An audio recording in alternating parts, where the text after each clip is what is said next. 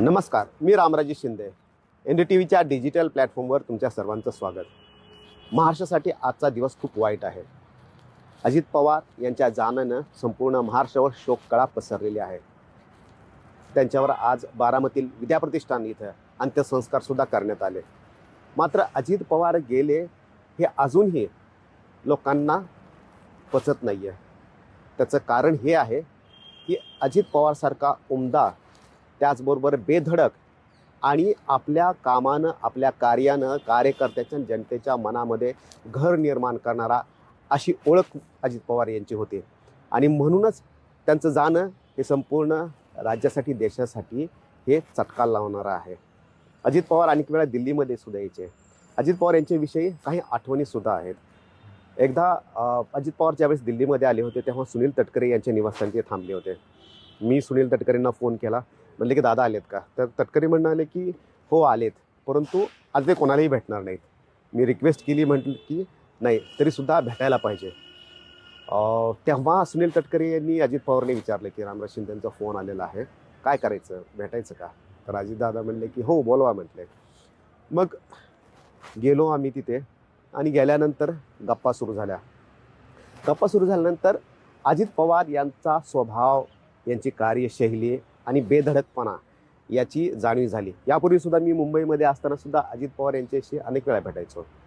खरं तर शरद पवार आणि अजित पवार हे दोन वेगवेगळे स्वभाव आहेत. शरद पवार अतिशय शांत, संयमी आणि विचार करूनच कोणताही निर्णय घेणारे आणि विचार करूनच प्रत्येक शब्द बोलणारे. पण अजित पवार यांचं एकदम उलटं आहे. बेधडक बोलणं, जे मनामध्ये आहे, जे पोटामध्ये आहे ते ओठावर येणं ही त्यांची ओळख होते. आणि कदाचित हाच त्यांचा स्वभाव जो आहे तो महाराष्ट्रानं जाणला होता आणि म्हणूनच महाराष्ट्र याच त्यांच्या स्वभावामुळं अजित पवारवर प्रेम करत होता. तर मुद्दा असं की ज्यावेळेस आम्ही भेटलो होतो त्यावेळेस अनेक गप्पा चालल्या होत्या. या गप्पामध्ये दिलखुलास अजितदादा जे आहेत ते आम्हाला पाहायला मिळाले. अजितदादा गुलाबी जॅकेट का घालतात असं तेव्हा त्यांना प्रश्नसुद्धा आम्ही विचारला होता. तर तेव्हा त्यांनी सांगितले, अरे काही नाही, की एकदा बायकोला म्हणजे की सुनेत्रा वहिनींना बाहेर फिरायला नेलं होतं, कारण बरेच दिवस झाले नेले नव्हते. आणि त्यावेळेस साडीचा रंग कोणता असावा, आणि तेव्हा सुनेत्रा वहिनीने गुलाबी असावा असं सांगितलं होतं. आणि त्याचबरोबर मग तेव्हा एक जॅकेटसुद्धा बघायचं होतं. मग ते जॅकेटसुद्धा त्याच रंगाचं घेतलं, परंतु हा गुलाबी रंग म्हणजे गुलाबी नाही आहे. तर जांभूळ जे असतं, जांभूळ खाल्ल्यानंतर त्या बीचा रंग जो उरलेला असतो तो रंग आहे. त्यामुळे पूर्ण गुलाबीसुद्धा नाही, तर हा जांभळा रंग आहे असं अजित पवार यांनी दिलखुलासपणे तेव्हा सांगितलं होतं. आणि अनेक गोष्टी, अनेक किस्से जे आहेत ते अजित पवार यांचे आहेत. ज्यावेळेस 2014च्या वेळेस मोदी सरकार जेव्हा येणार होतं त्यावेळेस अनेकांना तिकीट देण्यात आली होती. त्याच्यामध्ये आणखीन एक महत्त्वाचं नाव होतं, ते म्हणजेच की हिना गावित, विजयकुमार गावित यांची मुलगी आहे.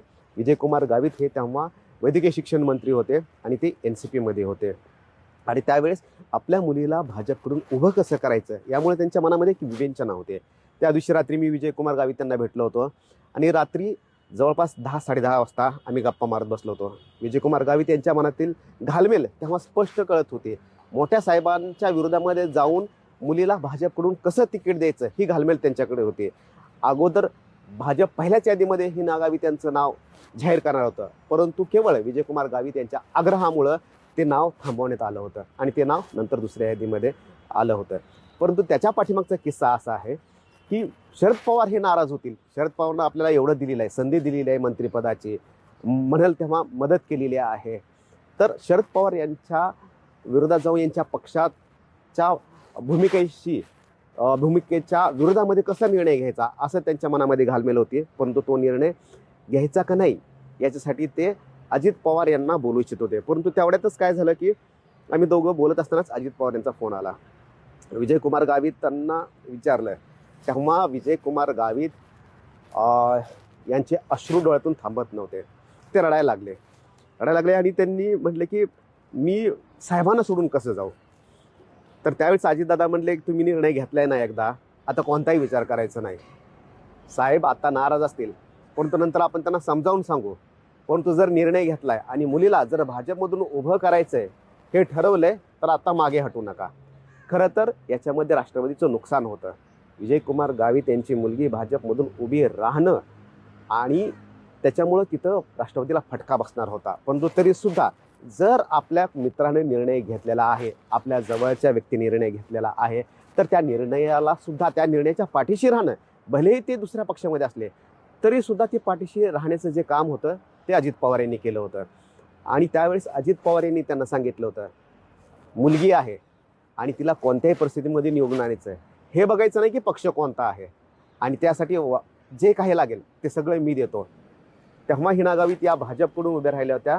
त्याच्यासाठी ग्रीन सिग्नल जो दिला होता तो अजित पवारांनी दिला होता, आणि त्यासाठी हिना गावितांना मदतसुद्धा अजित पवारांनी केली होती. असा हा दिलदार नेता.